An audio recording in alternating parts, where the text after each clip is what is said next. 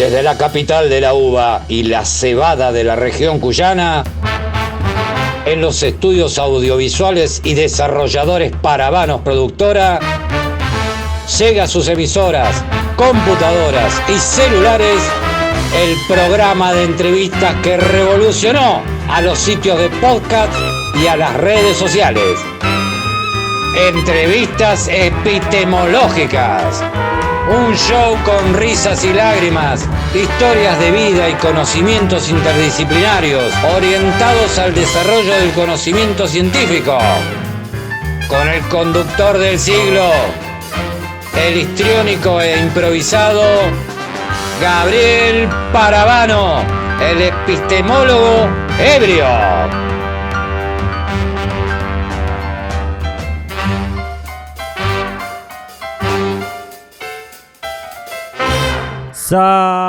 ¡Salud, gente! ¡Qué maravillas epistémicas y qué maravillas científicas nos están esperando esta noche! Con un invitado de lujo, con los gatos durmiendo sobre los papeles de preguntas y esta noche bebiendo cerveza Action producida en Rawson. Si sos de la Patagonia Argentina, esta cerveza es la que debes tomar para que puedas hacer ciencia y filosofía. Está como para ganarse un financiamiento internacional de 5 años. ¡Mua! Pero primero, un aplauso a nuestro maestro de banda, el Rulo Dux Maxwell y su banda Adecuado a los Medios. Vamos, Dux, muestra lo que sabes.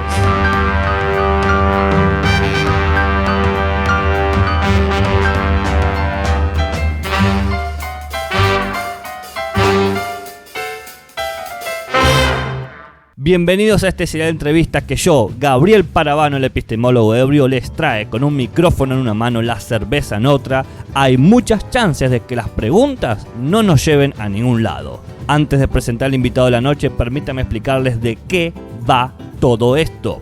Hemos creado con un equipo colaborativo ilustrísimo, Philip Kitchen y Mario Bunge, un grupo de 20 preguntas epistemológicas o filosóficas, si así lo quieren, divididas en 2 secciones. Por un lado, el trabajo cotidiano del entrevistado y, por otro lado, sus ideas generales sobre su disciplina o su ciencia. Las preguntas son simplemente motivadoras para charlar o escuchar lo que hacen aquellos que se dedican a la ciencia. Aquí, ciencia es tomado como algo amplio, sean científicos naturales, científicos sociales o científicos humanistas. Todos tienen cabida en la casa del epistemólogo ebrio.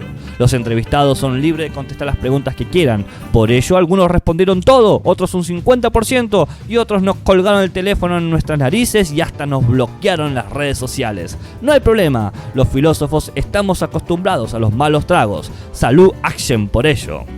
El fin de estas entrevistas es uno y solo uno: abandonar el intento del epistemólogo tradicional por decirle al científico qué es y cómo debe hacer ciencia, adoptar una posición más humilde, ver qué hace el científico cuando dice que hace ciencia, interpretar lo que dice, interpretar lo que piensa en relación a lo que en verdad está haciendo.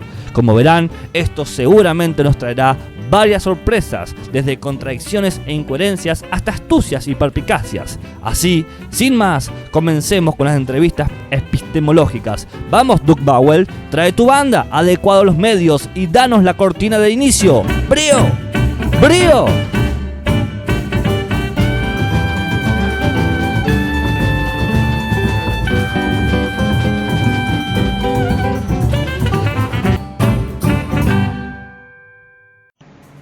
La invitada de esta noche es nada más ni nada menos que la historiadora e investigadora Astrid Daur.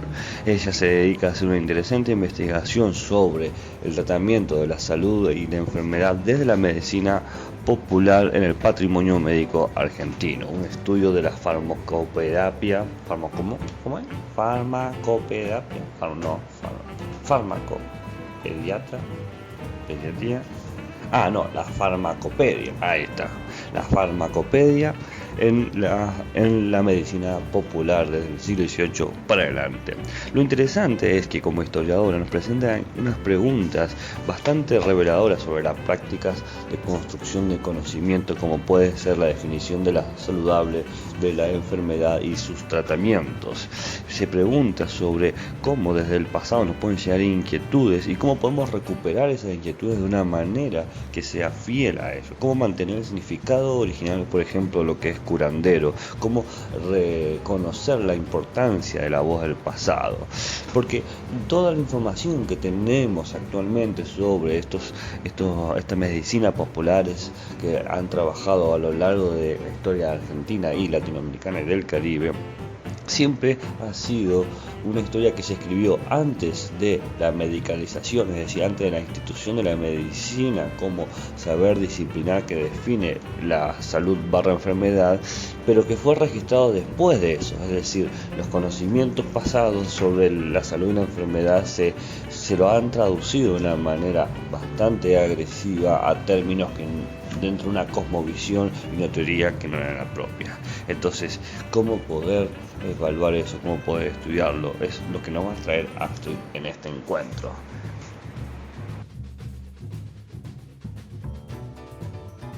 Así que te escuchamos, Astrid.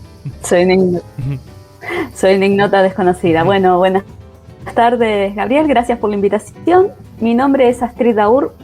Soy historiadora, profesora y licenciada en Historia por la Universidad Nacional del Centro de la Provincia de Buenos Aires, un nombre larguísimo, resumido en UNICEN, y doctora en Historia también por la Universidad Católica Argentina. Y actualmente soy becaria postdoctoral del CONICET y también estoy haciendo una pasantía de investigación en el exterior con una beca Erasmus Mundus. Actualmente me encuentro en la Universidad de Padova. Y mi campo de estudios básicamente son, la historia de la salud y la enfermedad, pero focalizado en lo que tiene que ver con la práctica de la medicina popular o el comúnmente llamado curanderismo en provincia de Buenos Aires en 1870-1910, que fue hasta 1940 fue mi tesis de doctorado, y ahora en mi proyecto postdoctoral reduje la cronología, el espacio cronológico, pero a su vez introduje otro término que tiene que ver con la importancia del patrimonio médico y la construcción del patrimonio médico argentino mediante los aportes de los diferentes inmigrantes, particularmente europeos e italianos, a lo que tiene que ver la farmacopea y la práctica de la medicina popular. Ese es básicamente mi recorrido, y a su vez soy profesora en la Universidad Católica Argentina en la carrera de grado, en el taller final de tesis, o sea, en lo que vendría a ser ayudamos a los chicos a realizar su tesis de licenciatura, y docente también en el seminario de Historia de las Ideas, Historia de las Instituciones e Ideas Políticas en el doctorado de Sociología de la UCA. Buenísimo. Esa es más o menos mi pequeño biografía. No, clarísimo, me encantó todo. Y es súper interesante el tema. Me parece a mí súper interesante los temas que has. Acá tengo las preguntas. No estoy viendo el chat, no estoy facebookeando o Instagram. Tengo las preguntas en el celular. No vamos a decir que sos un alumno que en vez de escuchar al profesor está con el celular. Sí, muy interesante, muy interesante. ¿A qué hora salen esta noche? No, mentira. Entonces, la primera pregunta sería la siguiente. Si mi gata me deja mona, ¿en qué disciplina? Bueno, eso ya me lo dijiste. Pero la segunda sería, ¿qué hábitos de trabajo obtuviste mientras estabas formando tu disciplina? O sea, si obtuviste mientras te formabas en tu grado, en tu doctorado o en tu postdoctorado, algún hábito que has seguido manteniendo en tu práctica. Bueno, uno de los hábitos que creo que, yo ya lo traía de la escuela secundaria es el nivel de lectura que se profundizó en el grado y en el posgrado, obviamente. Eso es algo que, leer 100, 200, 300 páginas por día es algo habitual. Todo depende, por supuesto, del tipo de texto, de la complejidad y el idioma. Algo que tuve que desarrollar fue prácticamente aprender idiomas nuevos. Por ejemplo, yo tenía ya una base en inglés, una muy buena base en inglés por haber estudiado mientras estaba en la escuela primaria y secundaria muchos años. Y después desarrollé lo que tenía que ver con el francés, que lo tuve también como obligatorio en el colegio secundario en mi ciudad, en Tandil, 3 años. Y ahora mismo, por ejemplo, con la maestría que estoy cursando, maestría, pasantía en realidad, es todas las clases de especialización en patrimonio, que es en patrimonio, yo lo hago en patrimonio cultural, tiene que ver, todas las clases son en francés o en inglés. Entonces eso lo que me llevó es a desarrollar un trabajo muy arduo en lo que tiene que ver con el aprendizaje de idiomas. Y también, por ejemplo, lo que tuve que profundizar fue el aprendizaje de idioma portugués por otra pasantía que tuve en la Unicinos en 2019, que me agarró justo en plena pandemia. Llegué a Brasil y prácticamente me cerraron todo. Hermosa pasantía de investigación, no pude hacer casi nada, en realidad. Apenas recorrer unas pocas bibliotecas. El hotel era precioso, te lo puedo asegurar, enfrente a la universidad, precioso, pero te digo que fue una semana bárbara y después se me clausuró todo. El tema de los idiomas, el tema del estudio de los idiomas que lo tuve que empezar a desarrollar ya en el grado y lo continué, bueno, en el posgrado. Y otro tipo de trabajo, bueno, ya te digo, el hábito de lectura y tratar de trabajar un poco todos los días. A veces es un poco complicado porque a diferencia, los que trabajamos mucho en ciencias sociales, a diferencia de los que trabajan en ciencias biológicas, ciencias físicas, trabajamos desde casa. Porque una de las cuestiones que es verdad en ciencias humanas, el espacio físico no es tan importante. Podemos ser 40 personas en un instituto que apenas tiene lugar para 2 o 3 personas, pero como nosotros podemos trabajar desde casa no es problema, y eso implica también una serie de problemas de hábitos.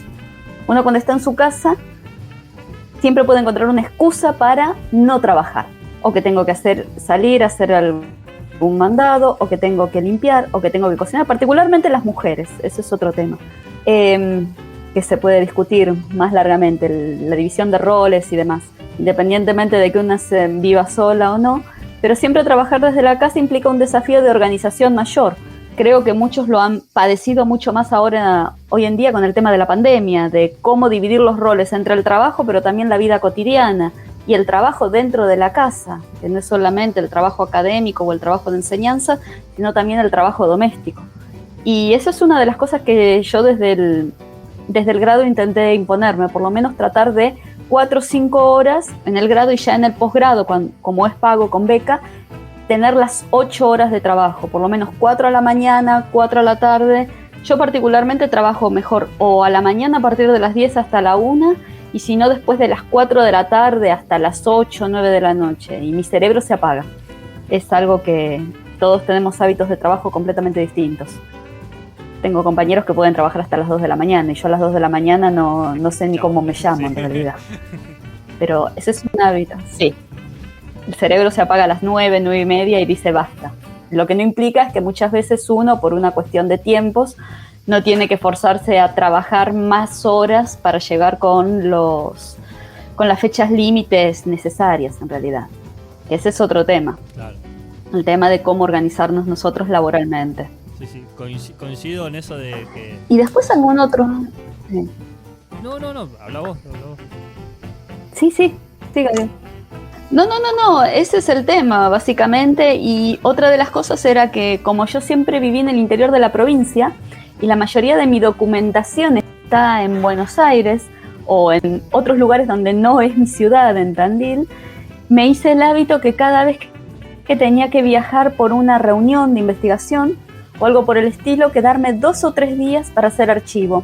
Probablemente mucha gente, el trabajo de archivo es de recolectar documentación, como nosotros le decimos. Mucha gente que vive en Capital tiene la fortuna de tener el Archivo General de la Nación o en el conurbano cerca, entonces se organiza, va a la Biblioteca del Congreso.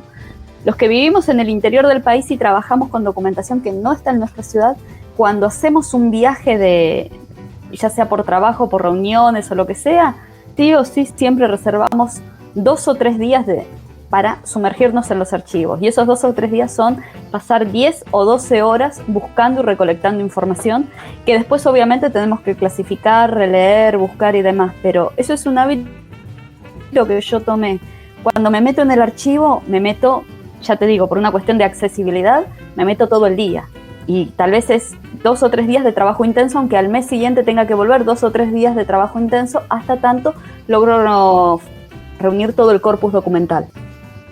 me encantó esa apreciación de aprovechar los breves tiempos en espacios específicos, ¿no? Es decir, este es el lugar en donde tengo los mejores recursos, y porque después me tengo que ir a 1000 kilómetros, no sé, no recuerdo la distancia en Tandil con Capital.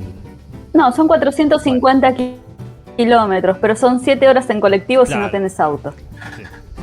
Entonces sí, no es para hacerlo todos los días. Me encantó. Y sí, lo que te iba a decir, que coincido mucho eso de la mente que llega a un punto de decir, bueno, yo me voy, no sé qué vas a hacer vos, pero yo no trabajo. A mí me pasa, yo creo que puedo trabajar hasta las 10, 9 de la noche, y después mi mente dice, yo no produzco nada más acá. Vos, si querés seguir trabajando o no querés seguir trabajando, es cosa tuya. Es el límite de que la mente se te cancela. Exacto. Sí. Bueno, genial, me encantó la respuesta. Súper completa, me gusta. Tercero, ¿qué textos de tu formación, de todas las que has tenido, consideras que es importante para tu disciplina?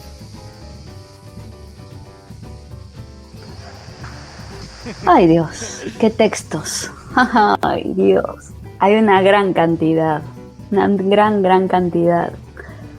Pienso que uno de los textos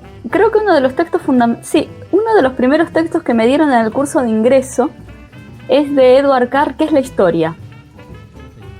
Y Edward Carr señala de que toda historia es historia presente. A mí siempre me quedó esa frase, particularmente en un momento cuando me cuestionaron algo en mi tesis de licenciatura, y yo les dije, me acuerdo que le respondí al jurado, todo es historia presente. Edward Carr. ¿Y por qué toda historia es historia presente? Porque yo tenía un profesor que, en paz descanse, Raúl Mandrini, que los que han trabajado todo lo que tiene que ver con civilizaciones precolombinas lo deben conocer. Raúl siempre decía que los historiadores éramos tan chusmos que no nos alcanzaban los chismes del presente, que nos íbamos al pasado. Eso era lo que nos decía nosotros en la carrera de grado. Entonces, ¿qué ocurre? Cuando uno va al pasado, uno cree que va con una tabula rasa, diciendo estoy libre de prejuicios, estoy libre de esto, libre del otro. En realidad nosotros vamos con nuestras propias inquietudes del presente, consciente o inconscientemente, al pasado para buscar respuestas. Son preguntas que formulamos desde este presente que nos toca vivir, que le preguntamos a la documentación del pasado, esa documentación que son retazos, porque ni siquiera es todo, son retazos, signos o símbolos que nos han ido dejando. Ese sería uno. Otro fue, El queso y los gusanos de Carlo Ginzburg, un texto fundamental desde la perspectiva microhistórica, y creo que en realidad es algo a lo que yo aspiro alguna vez a escribir, pero no creo que pueda. Es Historia nocturna, desciframiento de un aquelarre, también de Carlo Ginzburg, que a diferencia de otros trabajos que lo consideran como que ya deja de ser microhistórico, es el sumum del trabajo de la microhistoria. Y la ventaja y desventaja que tiene el trabajo ese de Ginzburg es que no es un libro de historia común. Es un libro que en realidad Ginzburg lo escribe contándonos cómo él arrancó el proceso de pensamiento y de elaboración de la investigación. Es decir, que no es un libro que ya está como masticado, digerido y puesto al servicio del lector, no. El lector sigue el proceso de pensamiento de Ginzburg. Entonces eso es muy interesante para ver cómo son las idas y venidas en el pensamiento y en el desarrollo del trabajo histórico. Porque uno, cuando lee un libro o lee un artículo, en todas las disciplinas ve el producto, pero no ve detrás esa cocina, que es lo más interesante. Porque uno, cuando está en la carrera, dice, ¡ay, qué barbaridad, qué genialidad este tipo, qué bien que escribe, cómo lo hizo, cómo llegó! Pero uno no sabe que tal vez se encontró con hipótesis que tenía que falsear, que se encontró con algo que no podía comprobar, que él tiene la certeza de que debe haber sido así, pero no tiene, por ejemplo, la documentación que lo avala, que es una certeza pero improbable, o que se encontró con un callejón sin salida, o que fue con una idea que iba a encontrar algo y no lo encontró. O cuando vos vas a la documentación, por ejemplo, y decís, bueno, seguro que voy a encontrar esto y esto, me voy a encontrar con un montón de cosas, y te encontrás con que no hay nada. Y vos decís, ¿y ahora qué hago? Tengo que redefinir todo el proyecto, tengo que redefinir toda la hipótesis, todo el trabajo, o busco un atajo metiéndome por el otro lado. Yo te puedo decir de mi caso particular, yo trabajaba con curanderos. Mi proyecto decía, al principio, rescatar la voz del curandero. 1870-1940. Trabajó con muertos, obviamente. A menos que haga una sesión espiritista, tengo que encontrar la documentación escrita. ¿Qué pasa? Yo con la documentación... Y a ver a quién convoco, No me meto en esas cosas. Pero cuando yo me metí de lleno en la documentación, me encontré que yo la voz del curandero no la tenía. No porque eran personajes, la documentación con la que yo trabajé básicamente fue expedientes judiciales, causas por ejercicio ilegal de la medicina y documentación folclórica. Otras más, pero básicamente eso. Uno diría, bueno, en el expediente judicial está la voz del acusado. El acusado habla. Pero cuando uno empieza a leer, eso uno ingenuamente, pero cuando se mete en el expediente judicial se da cuenta que no es la voz del curandero la que habla. Es el curandero mediado por el agente judicial que escucha, toma nota de sus palabras, las resignifica y las plasma en el papel. Porque no son declaraciones testimoniales o indagatorias que son al pie de la letra literales. No, son resignificadas. E incluso las preguntas tienen un sesgo, no es que uno empiece a hablar continuamente. Solamente y habla y habla y habla. No, hay preguntas que son guiadas. Capciosas o no, pero lo son. Entonces uno nunca escucha o lee la voz de ese personaje, particularmente los que trabajamos con personajes de los llamados sectores populares. Siempre están mediados por algo. Sí, por y eso... Momento, la cosmovisión del Exacto. sujeto. Exacto. ¿Qué es lo que buscás? ¿Qué es lo que buscaba el agente? ¿Qué es lo que no buscaba el agente judicial? ¿Qué era lo que pretendía generar? ¿Qué era lo que el curandero quería decir? Porque hay una premisa con la que partimos prácticamente todos los historiadores. Las fuentes mienten, la documentación miente. Ninguna documentación es inocua e inocente. Todos tienen un sentido, todos tuvieron un sesgo, todas fueron creadas por algo. Que nosotros le queramos dar una significación diferente, ese es un pecado que el historiador puede correr. Son cosas. Y el libro de Ginsburg, por ejemplo, es algo que te enseña a hacer eso. Te enseña a los callejones que se cortan, cerrados, pero cómo se pueden abrir ventanas para poder trabajar. Y mucho lo que ya en 1989, es un libro del 89, la traducción en español, pero si mal no recuerdo es del 79, es después de Historia Nocturna y de Ilvenanti. Lo que te señala mucho es el trabajo interdisciplinario, que eso es algo que a partir de la década de los 90, 2000, empieza a estar más en boga, por lo menos en Argentina. La interdisciplinariedad, que la historia sola no puede. Entonces, cómo se va nutriendo de diferentes trabajos, ya sea básicamente de antropología y arqueología, para lo que él realiza. Pero eso es algo que son 3 textos que me marcaron mucho en la carrera y bueno, hay otros. Por ejemplo, Los Reyes Taumaturgos de Marc Bloch, de la Escuela de Annals, pero básicamente fueron esos. Me dio ganas de leer el tercero, con lo que has dicho. me dio ganas de conseguir. Está en internet, ¿eh? Está en internet, Historia Nocturna, ¿eh? Está en internet. Mi lectura de verano. Siempre trato de salirme de las lecturas académicas obligatorias y buscar otras cosas. Así que por lo que has descrito me llamó muchísimo la atención, así que lo buscaré. Buenísimo, me encantó. Genial, esto va muy bien. Cuarta pregunta. Bueno, esta Dispare. Creo que en tu caso puede ser redundante, en otros casos te sorprendería lo que me han respondido. 4. ¿Qué aspectos históricos conoces de tu disciplina? Esto tiene sentido para muchas otras disciplinas. Cuando le preguntas, ¿conoces la historia de tu disciplina? No, yo sé lo que ¿Cuándo hago. podemos definir Yo sé lo que hago hoy, no me pregunté. Sí, hay algunos que no saben ni la historia de su propia carrera, prácticamente. O no saben que tal vez están leyendo algo de una eminencia. O algún trabajo, también eso ocurre. ¿Qué aspecto? Bueno, tuvimos una materia que se llamaba historiografía, que es historia de la ciencia histórica. ¿Con qué arrancamos? Con el positivismo en el siglo XIX, que es prácticamente el intento de copiar en las ciencias sociales, vos que sos epistemólogo lo sabrás mejor que yo, el intento de las ciencias sociales, de las ciencias humanas, particularmente de la historia, en ese momento. La antropología apenas estaba en pañales y la sociología había surgido con Durkheim también a mediados del XIX, Durkheim y Comte y Durkheim en realidad.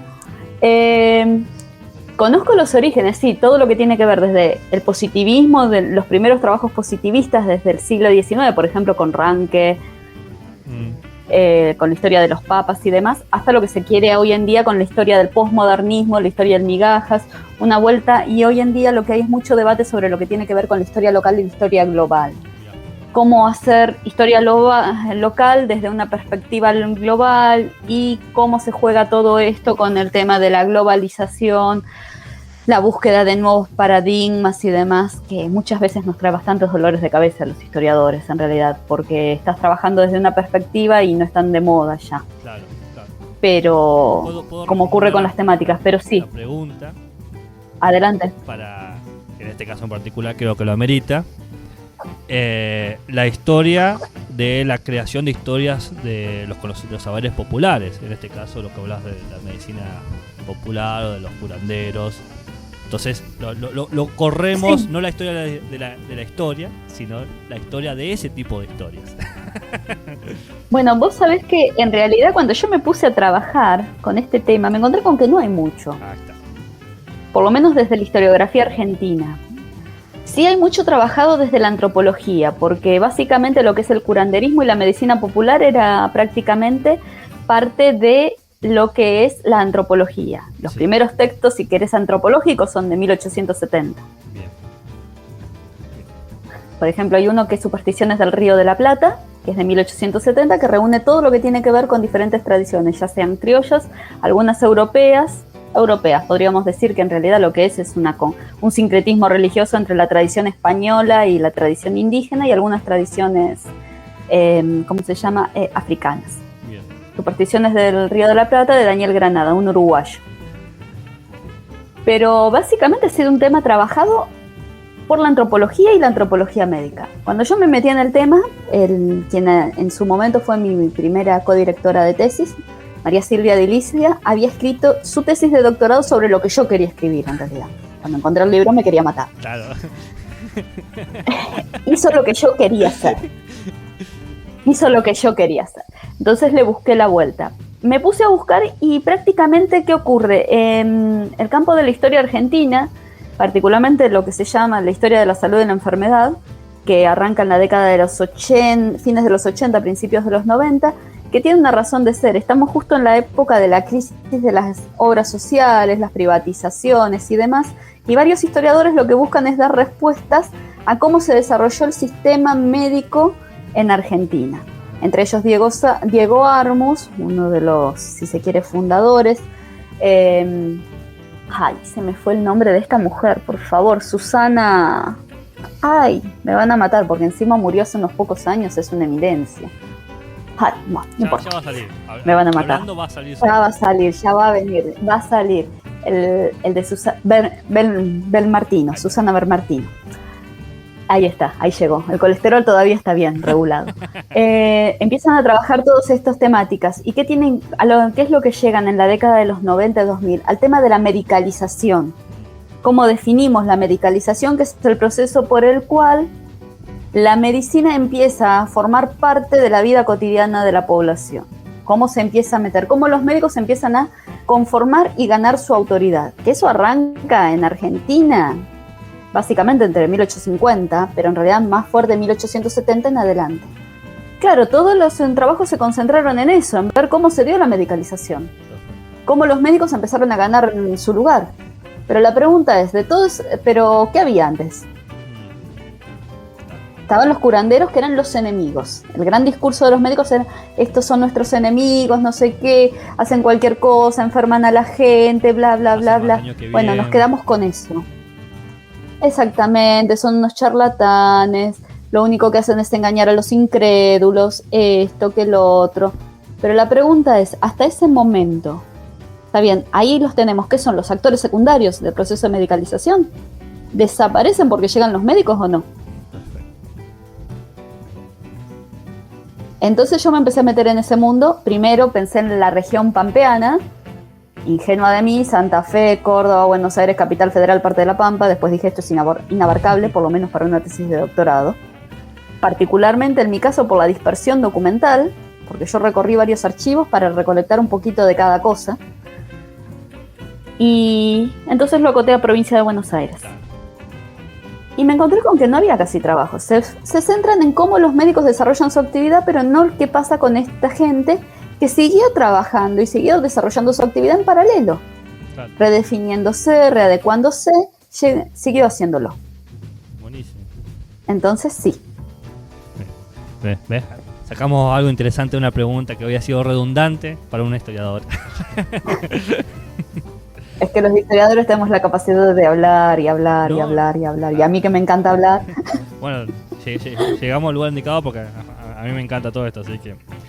Bien, ok. Me imagino cuál puede ser la respuesta, pero creo que va a ser interesante. ¿Vos preferís realizar tu trabajo disciplinar de manera individual o grupal? Es difícil. Vos sabés que yo estoy acostumbrada a trabajar sola. Y me cuesta. He escrito artículos en conjunto, sí. He escrito con una colega brasilera, con otro colega argentino. Pero el problema es una ventaja y una desventaja. El trabajo en grupo hoy en día es indispensable en todas las ciencias. Porque vos tenés una idea, no necesariamente esa persona capaz que trabaja lo mismo que vos, pero discutir uno de tus trabajos. Yo he discutido mis trabajos con politólogos, con antropólogos que no trabajan mi tema, pero que me han dado opiniones, sus puntos de vista e incluso puntas que tal vez uno al estar tan metido en el tema no las ve. Ese es el peligro de trabajar, si se quiere, aislado del mundo. Aislarse tanto en el tema, meterse tanto en el tema, creerse que uno sabe todo del tema, porque uno piensa eso muchas veces, que cree que se la sabe todas y sabe cuál es la mejor interpretación posible, y viene otra persona que no es de tu campo, o es de tu campo y te dice, pero tal cosa, ¿y si lo miras así? ¿No pensaste esto? Y entonces ahí tal vez vos no estás trabajando en el grupo con ellos, estás en un mismo proyecto o estás en un mismo instituto, cuando tenemos las famosas reuniones de institutos una vez por mes, que discutimos trabajos de varios colegas, y te dicen, pero ¿por qué no lo pensás así? Entonces eso lo definís como trabajo individual o trabajo grupal. En realidad es un trabajo individual que es puesto a consideración en un grupo. En historia tal vez trabajar en grupo es más difícil que en otras disciplinas. Yo lo veo con los antropólogos que tienen una dinámica de trabajo en grupo y los sociólogos que particularmente yo veo los historiadores todavía nos falta. ¿Será que todavía tenemos esa idea de trabajo individual a rajatabla, del pensamiento, que tenés que formarte primero solo y después, una vez que vos te formaste, podés trabajar con otros? En otras disciplinas no, en otras... Con lupa, los papeles... Yo qué sé, estoy dirigiendo un proyecto de investigación ahora con 2 chicas y nos tenemos, por ejemplo, la semana que viene nos vamos a sentar a ver qué vamos a hacer. Yo estoy como directora, pero... una que está a punto de presentarse a una convocatoria con ISET, otra que está cerró su tesis de maestría, está esperando por la pandemia para poder defenderla y también está escribiendo su tesis de doctorado. Entonces estamos las 3 con diferentes niveles, pero las 3 vamos a apuntar a lo mismo. Entonces vamos a trabajar en un grupo, porque somos pocas en este momento, pero también vamos a trabajar individualmente. Y no siempre es lo mismo. Claro. Vos podés tener un proyecto en común, pero subáreas. Lo que yo sí te puedo decir es que veo mucho la articulación entre los antropólogos, que eso es algo que en historia, tal vez por nuestra propia formación y de formación profesional, más el tipo de investigación que llevamos a cabo, es complicado. Sí podemos trabajar de a 2 o de a 3, pero un grupo mayor, 5, 6, que vos me digas se sientan a escribir un artículo, no. O un libro, no. Tal vez haya uno, los convocás o... salió algo bueno de una mesa de algún congreso o en un dossier, que sale en un dossier o en un posible libro, pero no. No es la norma. No veo. No es la norma, pero debería serlo, porque la ciencia hoy en día apunta hacia eso, a trabajar en grupo. Sí. Lo que no quita que el trabajo individual es importante, pero el problema es que el trabajo en grupo no implica que todos trabajamos lo mismo a la par. Claro. todos trabajamos diferentes cuestiones. Entonces, el tema es la coordinación, aprender a coordinar diferentes formas de trabajo, diferentes perspectivas, diferentes intereses. Claro, encima distintas coordinaciones Que son para eso distintos grupos. Exactamente. Yo estoy dirigiendo un proyecto, pero a su vez voy a estar en otro proyecto que me dirigen a mí también desde otro lado, entonces, o en un programa de investigación que yo no soy la directora del programa, es otra persona, entonces uno se va adecuando y tienen que buscar puntos en común, lo cual no quiere decir que vamos a trabajar juntos. Buenísimo. Me encantó. Bien. Un poquito lo mencionaste cuando empezaste a hablar de tu tesis doctoral, pero ¿cómo explicarías tu actividad disciplinar diaria, el día a día? Y hoy en día, bueno, estaba un poco... Ahora, por ejemplo, estoy escribiendo mi proyecto, si se alinean los planetas de ingreso a carrera. Si se alinean los planetas. Esperemos. ¿Cómo es? Mi actividad disciplinar día a día es, por ejemplo, ya te digo, levantarme, trabajar, ya sea leer o analizar documentación y tratar de escribir. Tratar de escribir todos los días. Porque, a diferencia, vos verás que a mí me encanta hablar y hablo, pero sentarme a escribir para mí es terrible.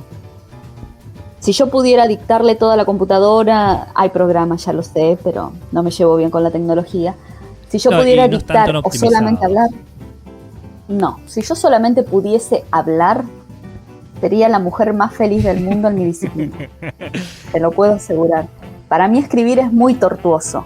Siempre lo fue desde que era chica y elegí una carrera que implica escribir. Entonces, me obligo a escribir un poco todos los días. Hay días como yo les decía a mis alumnos de grado, me decían, porque hay veces que no me sale escribir. Es que hay días que no vas a poder escribir una línea. Claro. Porque no se te cae una idea o lo escribís, lo borrás, y otro día tenés un lapsus de... Somos como los escritores, tenemos un momento de brillantez y de lucidez que tal vez escribís 5, 6, 7, 10 páginas y vos decís, wow. Y también llega el momento que los dejás descansar, como yo dejé mi proyecto ahora, hice el primer borrador, lo terminé ayer, ya lo voy a agarrar el lunes y voy a decir, ¿quién escribió esta porquería? Ah, sí, dejo decir, ¿por qué dije esto? Sí. Yo estaba pensando, tomé algo, fumé algo claro, cuando estaba escribiendo esto. Uno ya empieza, viste, un golpe de calor, o ya estoy colapsando, o la brillantez que pensé que tenía se agotó. Claro. El tema de la frustración. El tema de la frustración es muy... Todos los que hacemos ciencia, pienso yo hablo de mi experiencia particular, pero todos los que hacemos ciencia, creo, pasamos por esa etapa. La de la frustración y auto-boicot, en algún momento. De decir, ¿qué estoy haciendo yo acá? Sí. ¿Quién me mandó a estudiar esto? Se van a dar cuenta que es una farsa. Pero sí. Se dan cuenta que no sé de lo que estoy hablando. Van a decir, es mentira. No saben de lo que estoy hablando. Alguien va a descubrir que soy una farsante, no, ¿viste? Sí. Voy a ser una simuladora. No sé, voy a ser la doctora Máxima Cossetti. Claro. Para los que son más jóvenes no sabrán quiénes son, pero los simuladores marcaron toda una etapa en lo que tiene que ver con la ficción nacional. Voy a ser Máximo Cossetti. Es así, ¿no? Es un hábito que sí, trato de hacerlo siempre. Obviamente hay veces que no podés sentarte a escribir, hay días que no tenés tiempo para sentarte a escribir. Yo, por ejemplo, con esto de la pasantía aquí, que implica cursar y todo lo demás, me tuve que poner a hacer cosas que no son estrictamente de lo mío. No quiero decir que no me hayan servido, pero no estrictamente de lo mío. Entonces eso te quita tiempo de escritura. Pero una vez que tomás el hábito de sentarte a escribir, y muchos te los van a... No sé si llegarás con algún otro, es necesario. Todos los días escribir un poco, aunque sea media carilla, una página o lo que salga, es importante para mantener también el hábito y el ejercicio, porque es como un músculo, la escritura es un músculo. Claro. Si no lo ejercitas, la perdés. Sí, en eso coincido.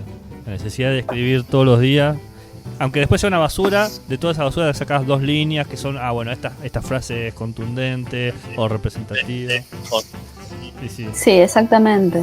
En ese sentido coincido en ese tipo de actividad. Bien, acá hay una pregunta que puede ser de última, como 2 preguntas, o 2 preguntas que son una, que tiene que ver con las problemáticas de tus actividades. Siempre vas a encontrarte con problemas a la hora de trabajar. Y la pregunta sería, ¿qué problemas considerás de fácil resolución? Que sean como, bueno, las típicas dificultades diarias. ¿Y qué problemas son de difícil o no sé, casi imposible resolución? O sea, ¿cuáles son los problemas más fáciles y más difíciles en tu actividad disciplinar diaria?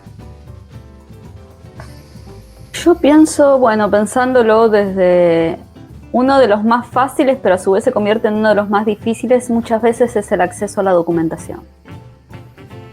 Por ejemplo, yo quisiera consultar un fondo que está en el Archivo General de la Nación, que tiene que ver con, es un fondo judicial de la justicia del crimen, que es de la provincia de Buenos Aires, pero es antes de la federalización, entonces pertenece a Nación.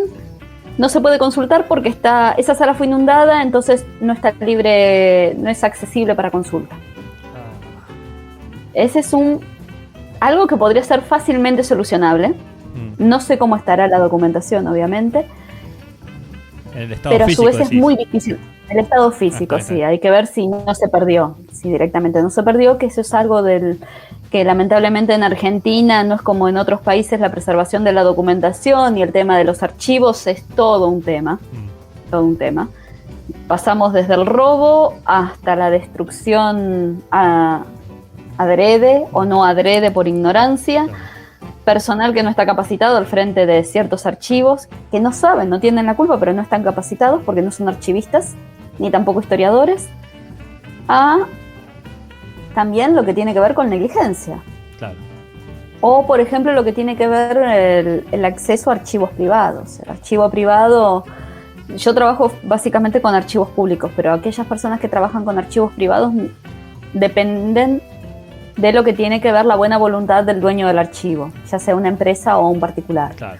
Entonces ahí tenés un momento en que no lo podés solucionar. Uno diría, ¿es fácilmente solucionable? No, es muy difícil de solucionar, porque puede haber información sensible y demás.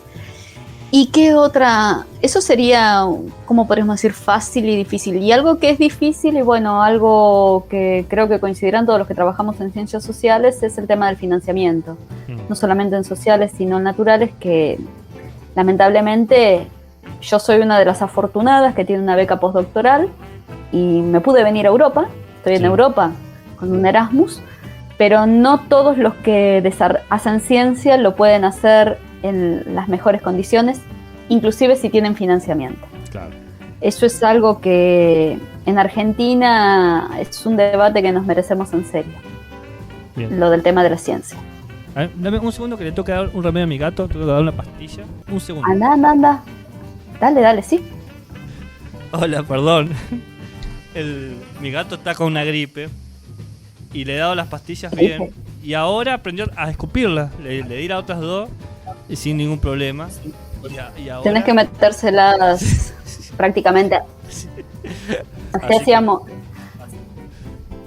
Así hacíamos nosotras con mi perrito, que en paz descanse. Nosotras con mi mamá no le podíamos meter la pastilla, entonces si había que tomar una pastilla, el veterinario. Claro.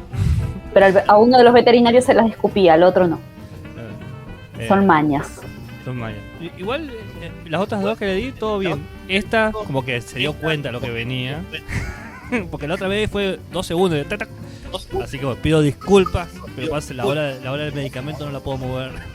No, la salud de los bichos está antes que esto, quédate tranquilo. Conmigo no hay drama. Bueno, así que buenísimo. No sé si querés darle algo más o querés que pasemos a la otra pregunta.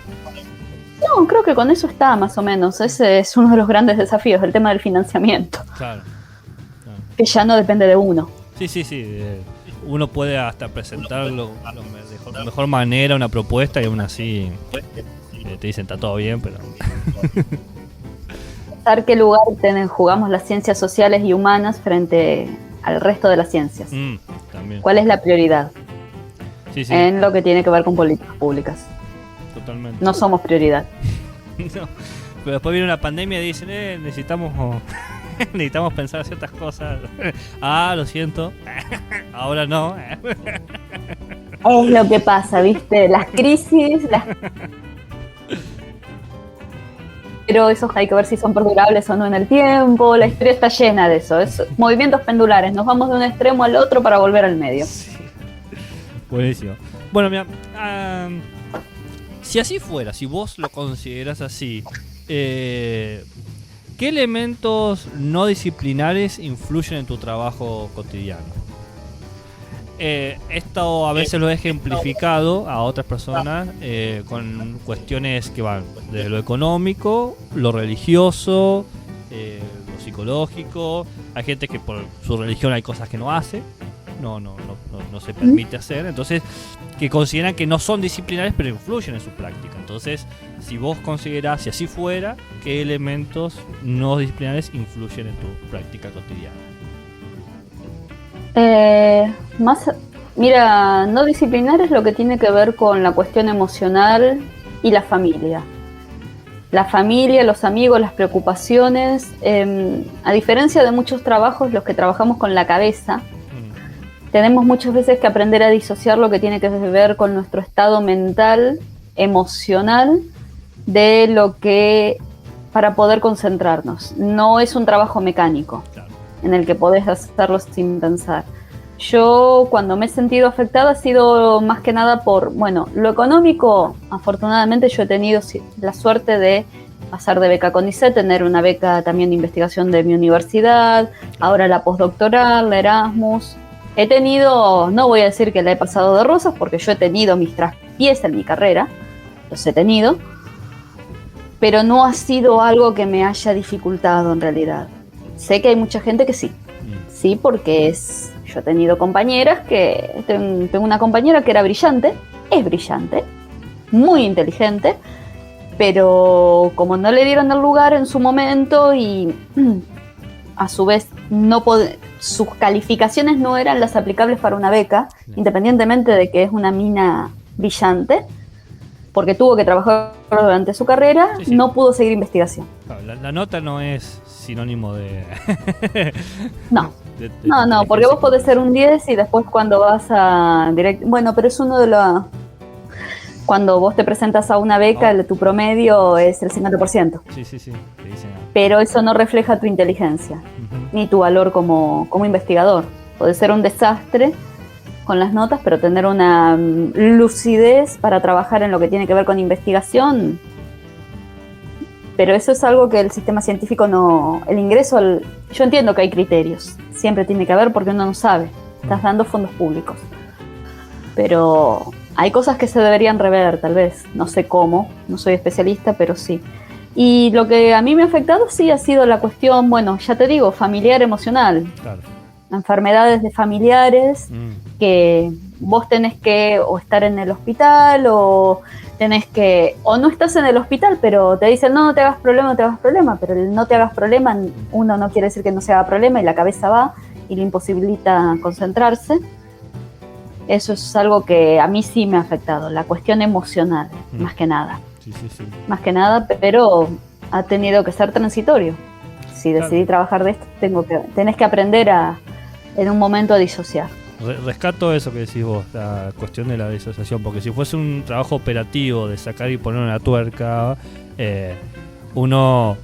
la memoria muscular o la memoria del cuerpo lo hace indistinto de en qué estado está tu mente. Pero si estás con una crisis, qué sé yo, a mí me ha pasado igual que vos, lo mismo que has dicho, lo noto en mi biografía y he tenido que decir, bueno, me siento a trabajar y la mente tiene que decir esto es un compartimiento y tengo que seguir porque los tiempos institucionales son crueles, no esperan.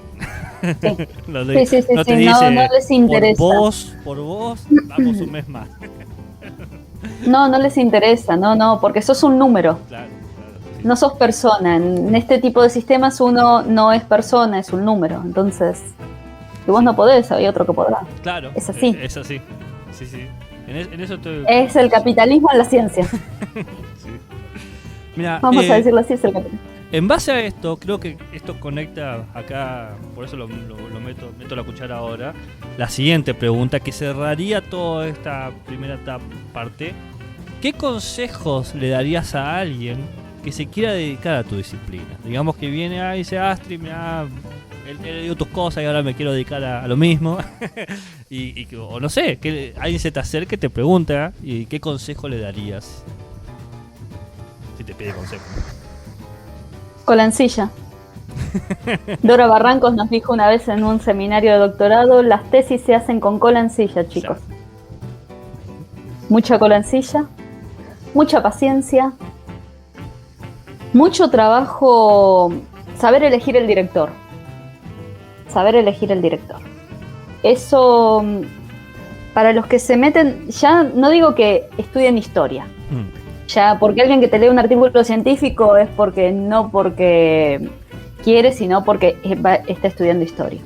Que sepan elegir al director. No porque les cae bien y todo, que es buena onda, ay, qué divino, sino que busquen un director que sea humano, pero que sea firme. Bien. Y que sepa de su campo.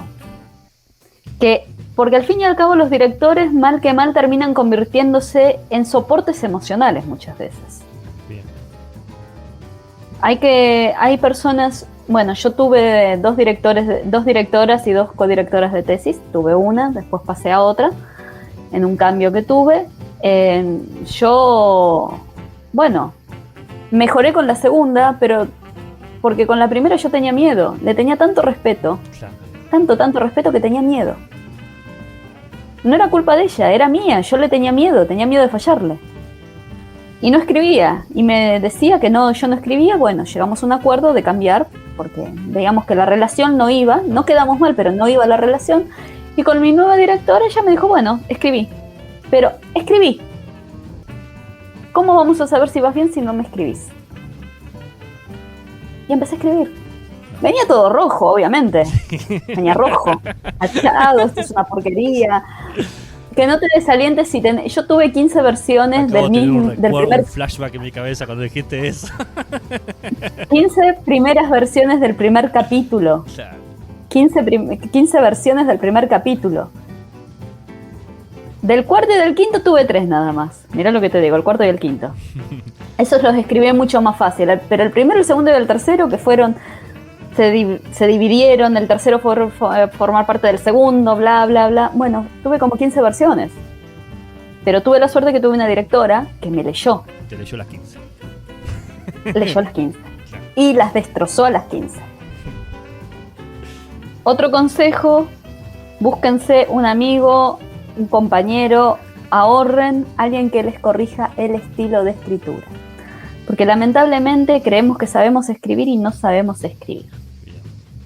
Yo me encontré con muchos problemas. Tuve la suerte que la esposa de mi papá es profesora retirada de letras. Ella me corrigió gramaticalmente la tesis. Claro. Ella me decía, esto se soluciona con unas comitas, es una cuestión de comas. Y me ponía 2 comas y estaba perfecto la oración. En otros momentos me decía, la oración gramaticalmente no es incorrecta, pero es dificultosa para el lector. Claro, y esas cosas que Y uno yo no decía, ve. bueno, a mí qué me importa si está bien escrito, que haga el esfuerzo, pensaba entre mí. Pero si son Me dice, doctores los que van a no, leer me mi dice, tesis. vos estás escribiendo una tesis. Vos estás escribiendo una tesis y tiene que ser clara, el lenguaje tiene que ser lo más claro posible, pero si vos me estás diciendo que es gramaticalmente correcto, aprendan otro tipo de gramática, pensaba entre mí. No, cambiarle el sentido. Eso es algo que muchos de los que trabajamos en ciencias sociales y humanas creemos que sabemos escribir y no lo sabemos. Y hay que tener en cuenta que una tesis es un tipo de texto. Es un texto científico y es un texto argumentativo, que hay que aprender a argumentar. Que no nos cansemos de repetir todo, pero antes que todo eso hay que pensar siempre en la elección de un buen director. Un buen director. Un buen director es fundamental, porque la tesis no la escribe el tesista solo. La tesis la escribe el tesista con el acompañamiento de los directores, si hay un grupo de trabajo y demás, que son fundamentales. Sin un buen director no hay tesis posible. Yo pienso en historia, pero pienso que en todas las disciplinas es igual. Si no tenés a alguien que te enseñe, porque el director está para eso, para enseñarte. No hay tesis posible. Aparte de la colencilla, obviamente, del trabajo, pero eso es lo que recomendaría. Buscar un buen director. Muy bien. Siempre. Me gustó el consejo. Bien, estamos listos para la segunda Gracias. sección. Vamos. Mira, vos si estás, de momento tenés que cortar por tus obligaciones, vos me avisás y se llega hasta donde se llega, ¿no? Es sábado. Ah, está bien. Y estás modo Es sábado. Bien, entonces bueno, de la siguiente sección la primera pregunta sería la siguiente. ¿Cómo definirías la ciencia? Uf, acá me viene el epistemólogo a preguntarme Sí. algo. ¿Viste cómo te engañé? O sea, son como todas preguntas. Acá viene el examen, cotidianas. acá viene el examen, acá Te viene, sentís- acá viene el Te examen. sentís cómodo y de repente, bueno, ahora que somos amigos. ¿Cómo definís la ciencia? La ciencia... ¿Vos sabés qué? Yo lo debo haber estudiado en algún momento, pero no me lo acuerdo. No, en realidad, ¿cómo lo podría definir? Como una actividad de pensamiento y investigación con un método específico. Que tiene un método. Bien. Eso es lo básico. Para que algo sea ciencia tiene que tener un método y un objeto de estudio. Podemos de lo que yo recuerdo y es lo que siempre decimos, vos podés tomar un vaso y analizarlo, es el mismo objeto, pero analizarlo con diferentes métodos y diferentes perspectivas. Para algunos puede ser como es la conformación del espacio, no sé qué, desde la física, otros te pueden hablar de los materiales y otros te pueden hablar de la función social del vaso, ya sea desde la sociología, la antropología o de la historia. Eso es lo que yo entiendo por ciencia, es cómo el ser humano intenta comprender el mundo en el que vive, en el que se desarrolla, a través de una metodología en específica y desde diferentes abordajes. Me encantó. Pasé con 6, con 4 aunque sea, profe. No, porque no, yo no se evalúa, tomo lo que me dicen, no les digo, porque esto es ciencia, esto tiene que ser así. Sí, podemos tomar todas las teorías epistemológicas y nada, sería un aburrimiento para vos y para mí. Para hablar de epistemología, la cátedra, ¿viste? Vamos ahí, les digo, bueno, lo que dice Popper, lo que dice Q, y empezamos, ¿viste? Así uno por uno. y que lo sufran los estudiantes. Oh, no, y ahora, ¿cómo entiendo las teorías de la revolución científica? Bien, ¿cómo considerás, o qué considerás, mejor dicho, qué considerás como una verdad en tu disciplina? ¿Qué sería una verdad? En este caso, historia. ¿Qué sería lo verdadero? No hay nada verdadero. Bien. ¿Qué es la verdad? No sé. Se me Y se ocurre. me congeló la imagen. ¿Hola? ¿Ahí me ves? Ahí te escucho. No hay nada verdadero. Bien. Entonces. Todos son interpretaciones. Perfecto. Hay tantas verdades como personas. Y hay tantas realidades como personas. En historia no hay nada verdadero. Es verosímil, pero no verdadero. Perfecto.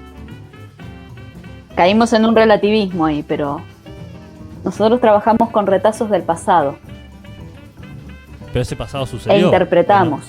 ¿O no? ¿O cómo se considera? Ah, bien. ¿Cómo sabes si sucedió algo o alguien no escribió toda una historia ficticia y lo dejó para que uno lo entienda? Una crónica ficticia y es lo único que tenés. Y si no tenés otra documentación para contrastarla.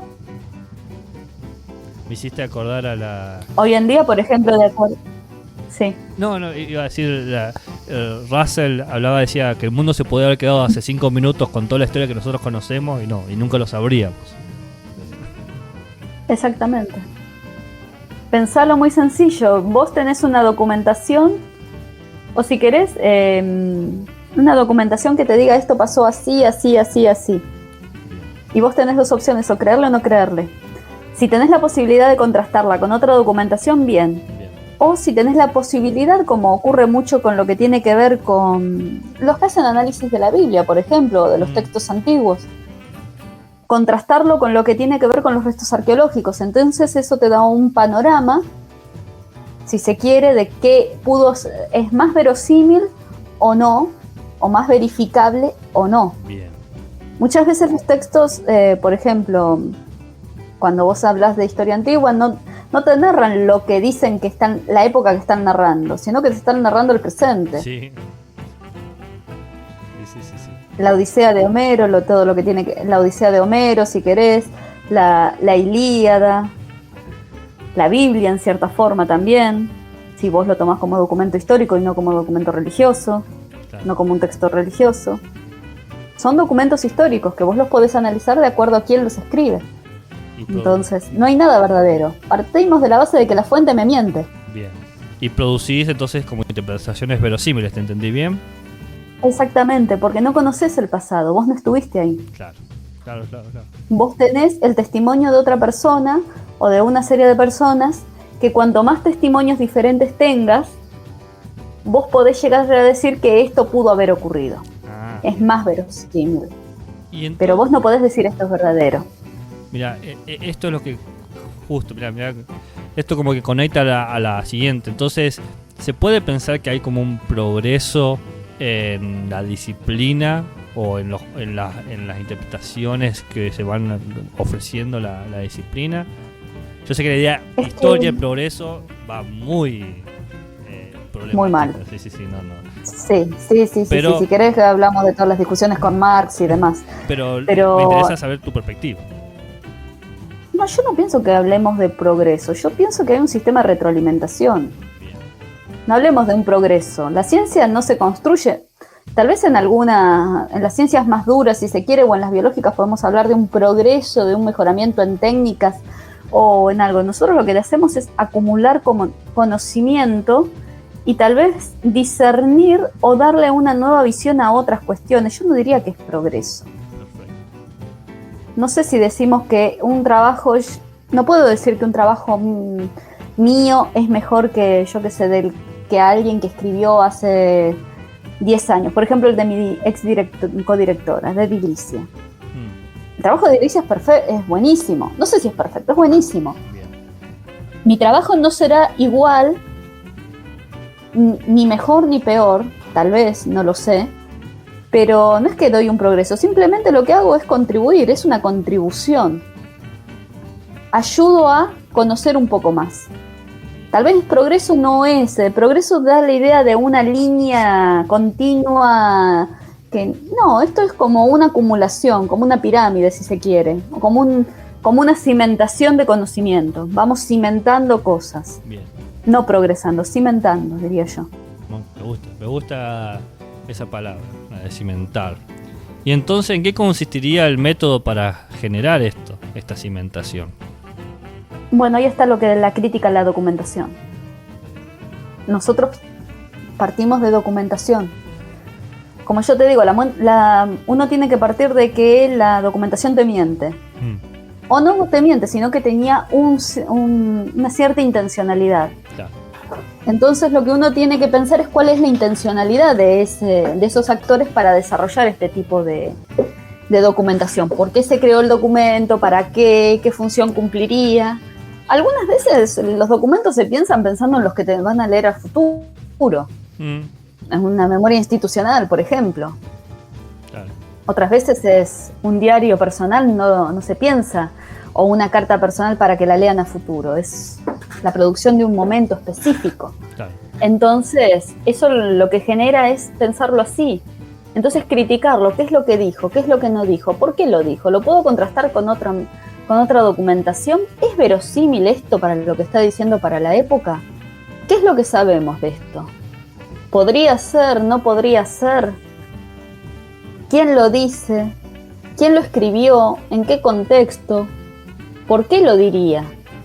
¿Tengo otra documentación con la que la pueda decirle, entrecruzarla y que me dé un panorama similar o distinto? Los dos me están diciendo dos cosas distintas. ¿A quién le creo? O le creo a los dos porque son dos interpretaciones distintas y me están marcando cosas diferentes. Eso, por ejemplo, en historia política, Ahí sí imagínate. ahí sí que la Entre pregunta a quién cruzamientos. le creo en historia política debe ser. O en la política hoy en día, ¿a quién le creo? Sí. Es lo que te digo, cada cual te pinta un panorama diferente, cada cual ante un mismo hecho tiene una interpretación distinta y los historiadores hacemos lo mismo. Claro. Ante un mismo hecho podemos interpretarlo de diferentes maneras porque somos sujetos diferentes los que lo estamos mirando, desde perspectivas diferentes, desde formaciones diferentes, desde historiografías diferentes o desde campos y teorías diferentes. Claro. Entonces, Sí. Buenísimo. Bien, me gustó. ¿Cuáles considerás que son las características principales del lenguaje de tu disciplina? No sé si se entiende la pregunta o crees que agregue... bien, listo. si tenemos un lenguaje propio, los historiadores nos caracterizamos por tomar, por ejemplo, conceptualización de varias disciplinas, particularmente la antropología, la sociología, a veces de la epistemología y de la filosofía también. Y todas las disciplinas se quejan diciendo que nosotros le quitamos sentido y los apropiamos y las resignificamos como se nos antoja. En cierta forma tienen razón. Y nosotros nos quejamos diciendo que la mayoría de las disciplinas no contextualizan ni tienen en cuenta el factor temporal. Entonces decimos, ustedes los antropólogos describen todo como si fuese todo lineal y no es lineal. O los sociólogos lo mismo con sus categorías y no podés meter todo en una categoría, es imposible. No sé si tenemos un lenguaje específico. Sí, tenemos algunas cuestiones que tienen que estar siempre presentes. Y en el lenguaje que tiene que ver la temporalidad. Bien. Un historiador sin temporalidad no es historiador. No es historia. Es algo, la variable tiempo, si vos vas a ver, nuestros textos están plagados de referencias a fechas, también a lo que tiene que ver con adverbios temporales, construcciones temporales, y también, por supuesto, lo que tiene que ver con la escala geográfica. No es lo mismo aquí, en Italia hoy, que Argentina en el mismo momento. Son cosas completamente diferentes. Y lo de la conceptualización depende de la disciplina, depende de la subrama. Yo, por ejemplo, te hablo de medicina popular teniendo en cuenta, por ejemplo, que medicina popular es como concepto es muy debatible, pero en la documentación me aparece ese concepto. Claro. Entonces yo te lo tomo como concepto histórico, no como categoría de análisis. Nosotros tenemos mucho en cuenta eso. Vos podés tener categoría de análisis por un lado, pero también concepto que te aparece en la documentación. Ese fue un problema que yo tuve metodológico y conceptual en mi tesis, porque me decían, ¿qué es la medicina popular? Yo te defino la medicina popular de tal manera, pero como yo te la defino no es como me la define la fuente o la documentación.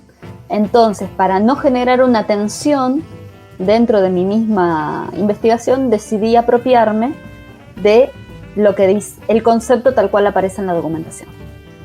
Claro. Eso es algo que... Exactamente. Una cosa es, nosotros lo que tenemos mucho es eso, el concepto histórico y la categoría de análisis. O el concepto metodológico o analítico. Son dos cosas distintas. Claro. Porque nosotros no podemos hacerle decir a la documentación algo que no dice. No podemos inventar algo que no dice. Sí. No porque puede decir, ahí sí mira, acá estaríamos en el entretexto se veía, se pretendió hacer esto. Vos no podés hablar de una clase obrera en el siglo XVI. Claro. Porque no existe. Claro, sí. Es así. Entonces hay una preocupación por el lenguaje. Hay una preocupación por el rigor. Bien. Sí, hay una preocupación por el rigor conceptual histórico. Perfecto. Y categorías históricas, sí. Tenemos una preocupación. Que eso es algo que nos hace tensionar con algunas disciplinas. Claro. Consecuentemente. Porque no podés hablar, como ya te digo, de clase obrera en el siglo XVI. Es imposible. O yo no te puedo hablar de medicina. Si yo te hablo de medicina en el siglo XVIII, o práctica médica, si querés. Práctica médica es todo. Hoy en día práctica médica no es todo. Pero incluso en el siglo XIX una práctica médica es todo. Todo lo que implique curar. Sí. Porque todavía el concepto de medicina como ciencia no estaba anclado ni estaba tan fortificado. Recién empieza. Pero hoy en día, si hablamos de una práctica médica, implica una práctica reconocida por una academia médica que se desarrolla, que adquiere sus conocimientos en una institución determinada como puede ser una universidad. Claro, los límites son Lo bien otro, figurados. Exactamente. Lo otro sería un campo de conocimiento, si quieres, siguiéndolo a Bourdieu, un campo de conocimiento. Y la otra sería prácticas médicas alternativas. Claro, ¿por qué? Porque están fuera de este. Ya le pones otro mote, algo que las diferencia. Pero en el siglo XIX es práctica médica. Buenísimo. ¿Qué es medicina? Un curandero es un médico. A la gente no le importa, si me curaste sos médico. Claro, lo que le importa Tengas título o no tengas estar título. bien. Hoy en día, bueno, importa el título. Sí. Hay médicos que te matan más que curarte. Sí, sí. Pero es así. Muy interesante la reflexión. Bueno, por lo menos a mí me interesa mucho esa parte del lenguaje. Bueno, quedan poquitas preguntas, espero no aburrirte. Y esta, vos lo mencionaste, para nada. Lo mencionaste al principio. No te voy a decir cuándo porque no quiero influir mucho en tus respuestas. Pero, ¿cómo definirías al sujeto que hace, que se dedica a tu disciplina? Si tuvieses que representarlo, o ¿cómo lo reconoces? ¿Cómo lo reconozco? ¿O lo identificarías? O si tuviese que hacer una caricatura de él. ¿Una rata de archivo? Los historiadores somos felices entre los papeles. Bien. Yo creo que el mejor momento, creo, te lo diría así, el mejor momento de la disciplina es cuando entras al archivo, empezás a buscar y encontrás lo que buscás. O no lo que buscás, pero te encontrás con algo que decís, wow. Como un buscador de tesoros entre papeles, otro con archivos audiovisuales, otros con archivos pictóricos, hay diferentes tipos de archivos. Yo trabajo con archivo papel, pero sí, como una rata de biblioteca. Somos rata de biblioteca en cierta forma. Somos una especie de eruditos. Claro. Que en teoría deberíamos saber todo y no sabemos mucho, Sabemos esa idea que tiene de que los historiadores, che, vos que sos historiador, ¿qué pasó el 20 de noviembre? Vos decís, yo qué corno sé, pero estudiaste historia. Pero no quiere decir que soy una crónica caminando. Estudié historia, sí, pero no me acuerdo todas las fechas. Para eso Google le enviaba, ¿viste? ¿Para qué está Google? Dios mío, sí. ¿Qué haríamos mucho sin Google muchas veces? Obviamente, sé cuándo es la independencia argentina, fue ayer, 9 de julio de 1816. Esa, si no la sabes, bueno, es para pegarte si sos historiador. Ya es preocupante. Hay otras, sí, esa es grave. Pero hay cosas que sí, somos ratas de biblioteca, Sí, de archivo. La liberación de Mozambique. ¿Quién fue el último dictador? Te digo, para que le pregunto a alguno de mis compañeros africanos de acá del Erasmus. Sí, ellos lo deben saber, claro. Yo no tengo ni idea. Me gustó la representación. Yo no tengo ni idea. Casi no humana del historiador. Ratas de Animal no humano. ratas de archivo seríamos. Claro, sí. ratas de archivo. Bien, la siguiente pregunta es como doble, si se quiere. ¿Cuáles considerás que son los aspectos positivos y negativos de tu disciplina? Los positivos, yo pienso que yo puedo hablar por mi carrera, una formación completa, muy completa en realidad, en lo que tiene que ver con las ciencias sociales y humanísticas. Independientemente de que nosotros nos focalizamos en lo que tiene que ver con la historia, el relato temporal de lo que sucede, de las sociedades, cómo han ido cambiando y demás. Hemos tenido, en mi formación yo he tenido antropología, sociología, filosofía, que todo eso, geografía inclusive, que todo eso contribuye a lo que tiene que ver con nuestra formación profesional para poder comprender al sujeto en sociedad, que es nuestro objeto de estudio en realidad, en el tiempo, Claro. en un tiempo determinado, en un espacio geográfico determinado. Y nuestra debilidad, bueno, creo que eso es algo que pecamos todos los historiadores, nos creemos, puedo decir que somos los reyes de las ciencias sociales. Creemos que lo sabemos todo y no sabemos todo. Nos nutrimos de muchas ciencias, es verdad, como ya dije anteriormente, de la sociología, de la antropología, de la filosofía, pero tenemos la tendencia a creer que sabemos más que otros en muchas cosas. Tenemos esa tendencia a decir, este no sabe de lo que está hablando. ¿Vos decís que rivalizan con la soberbia de los filósofos? Un historiador puede hablar prácticamente de cualquier cosa, podemos responder prácticamente de todo si te descuidas. podemos hablar casi de todo. Somos como esos viejos genios del siglo del 400, 500 italiano. Somos un Da Vinci, un Miguel Ángel, somos genios. Tenemos un manejo de todo. Tenemos que leer filosofía, sociología, antropología, entonces podemos hablar casi de todo. Sin no mucha autoridad en realidad, pero podemos hacerlo. Históricamente podemos. Claro. Pero sí, pecamos muchas veces de soberbios los historiadores. Pienso yo, conozco unos cuantos. Yo intento no pecar, no quiere decir que no lo haga. Intento, pero esa es una de las falencias de nuestra disciplina. Creemos que somos los mejores en muchas cosas y no lo somos. Claro. Me gustó. Me van a matar mis colegas. No, me gustó y me sorprendió porque siempre he escuchado, cuando he hablado con colegas de otras disciplinas, que una de las características que habían de los filósofos era la soberbia. Y es la primera vez que escucho que de los historiadores está esto. Así que buenísimo. Voy a decir, pero ¿tan soberbio como los historiadores? Los historiadores tendemos a ser un poco soberbios.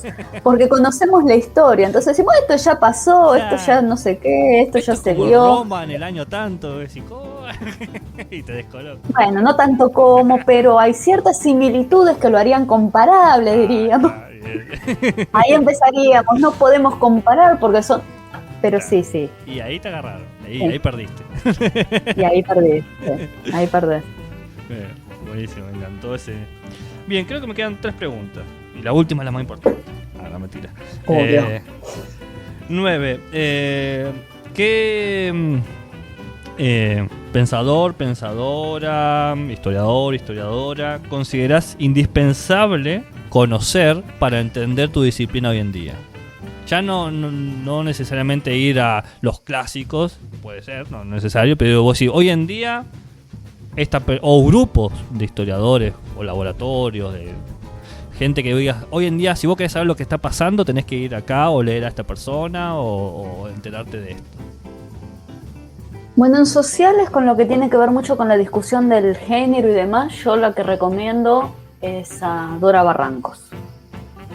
Dora Barrancos, para todas las que trabajamos historia, independientemente que haga género o no haga género, yo puedo decir que cuando cursé con ella dije, wow, esta mujer es brillante. Es brillante. Y cursé en mi primer año de doctorado con 23, 24 añitos. Como si, y yo dije, esta mujer es brillante. Yo creo que Dora es una de las mentes más brillantes que ha dado la academia, particularmente hablando como mujer. Bien. Desde el punto de vista como mujer en la academia argentina, socióloga, pero también historiadora, socióloga, pero hace historia. Puedo decirte que es una de las mujeres más brillantes que he escuchado. Después, si querés, en el ámbito internacional, yo diría, bueno, te lo nombré a Bloch en su momento, cuando él hace la apología del historiador, que lo escribe estando preso en un campo de concentración, cómo debe ser el oficio del historiador. Él muere judío, formaba parte de la resistencia francesa contra la ocupación nazi, es capturado y muere en un campo de concentración. Mirá. Sí, Marc Bloch. ¿Salvó el manuscrito? Sí, quedó su manuscrito. Él lo escribió estando preso. Bloch, y tal vez de los que quedan vivos, que es un placer escucharlos cada vez que hablan, es Giovanni Levi. El italiano, el historiador Giovanni Levi, es un placer escucharlo, especialmente cuando se pone a disertar sobre lo que tiene que ver con la práctica historiográfica y la metodología en historia, sí. Buenísimo. De los que están vivos. Y bueno, en su momento, cuando vivía, si se quiere, el padre del famoso Romero de ahora, pero yo hablo de no de Luis Alberto, sino de su padre, el viejo Romero, que es uno de los refundadores de lo que es la historiografía argentina, junto con Alperindongui, con Tulio Alperindongui. Escucharlo Alperindongui, más allá de que leerlo era una tortura. Los textos de Alperín son inentendibles, hay muchos de ellos. Revolución y Guerra. Y escribe terriblemente. No, Revolución y Guerra de Alperindongui es la muerte. Lo leí en sí. terrible. Creo que todos los que hemos estudiado historia, revolución y guerra lo hemos odiado. Pero una de las mentes más brillantes, si se quiere, en lo que tiene que ver con la reformulación del campo historiográfico argentino, él y José Luis Romero. Sí, claro. Que le dieron una vuelta de tuerca a lo que es la historiografía argentina desde mediados del siglo XX. Sí, ellos. Buenísimo. Me encantó. Bien, 2 preguntas. La última. La anteúltima, digo. ¿Crees que la epistemología, porque bueno, un poco de epistemología tiene que, esta pregunta tiene que estar ahí, tiene que haber, ¿no? ¿Tiene o puede tener algún lugar en tu disciplina? Puede. Particularmente cuando tengo que explicarles a los chicos cómo hacer un trabajo científico. No, en realidad yo estoy en el taller, pero independientemente siempre volvemos a lo que tiene que ver con la construcción del objeto, la construcción de la ciencia, siempre al principio explicándoles por qué es un trabajo científico y demás. Claro. Y ahí la epistemología, inconscientemente, aunque uno no la tenga en la cabeza, cuando habla o cuando desarrolla su propia labor de investigación, la aplica. La aplica porque si no, no podremos hacer ciencia. Es así, pero sí. Bueno, buenísimo. Sí. Te escucho, perdón. No, sí, juega un papel importante en nuestra disciplina, en todas en realidad. Y no estaban las preguntas, pero ahora me generó curiosidad. ¿Existen libros así como epistemología de la historia X o de ese estilo? Sé que hay libros de metodología, de historiografía. Yo conozco a Hegel de Kras, que hace un libro sobre cómo hacer historia de las ciencias, ¿no? Que es como cercano a la epistemología, pero no conozco un título que te venga alguien y te diga epistemología de la historia de... ¿Vos sabés que no? Yo no he leído. No, porque me viene a la cabeza lo que me viene a la cabeza son los manuales, como vos decís, claro. Como el famoso manual del Langlois y Novos, o Collingwood con la historiografía y la filología de la historia, filosofía de la historia. Pero no, de epistemología no.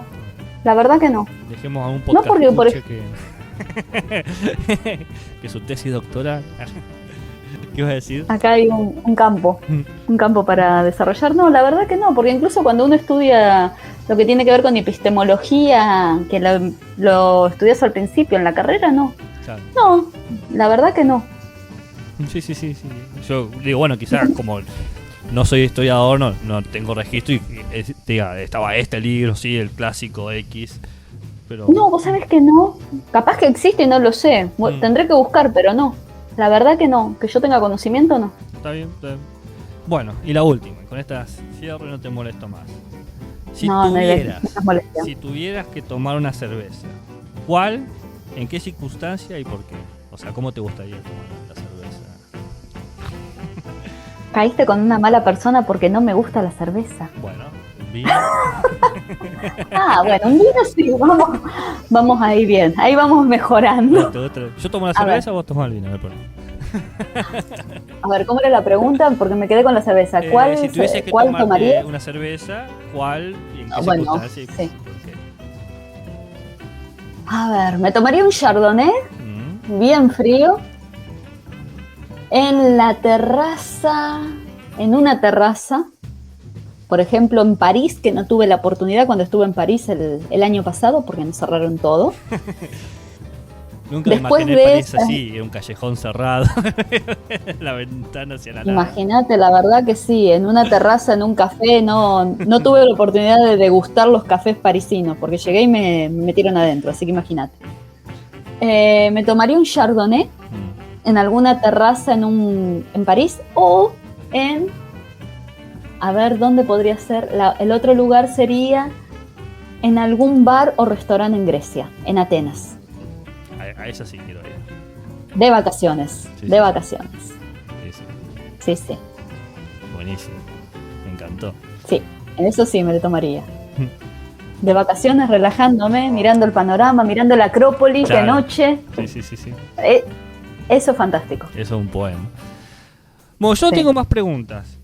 Por mí estoy, la verdad, sumamente agradecido por todo este tiempo que te has tomado. Lo que sí te voy a decir es que ahora todavía estoy juntando las entrevistas, va a haber un tipo de edición, así que calcular un mes, medio. Igual yo antes de subirlo te lo voy a pasar para que lo veas y, Perfecto. y nada, lo escuches. Pero nada, yo no tengo más que preguntarte. Muchas gracias por todo el tiempo que te has tomado. No sé si vos querés decir algo más. No, gracias a vos. Cerramos. No, yo creo que está todo bien. Está todo bien. Te agradezco a vos y cualquier cosa que necesites, tenés mi WhatsApp. Dale. No hay drama. Bueno, muchas gracias por todo este tiempo. Dale. No, gracias a vos, Gabriel. Que tengas una buena tarde. Sí. Andá a almorzar. Sí, vos también. Que descanse, porque ya debe ser como las 6 allá. 6:30 son acá, 6:30 de la tarde. Bueno. Vos andá a almorzar. No, yo voy a almorzar. Bueno, Vos andá a almorzar. Un saludo enorme y un gusto conocerte. Adiós. Un gusto también para mí. Chao, nos vemos. Chao.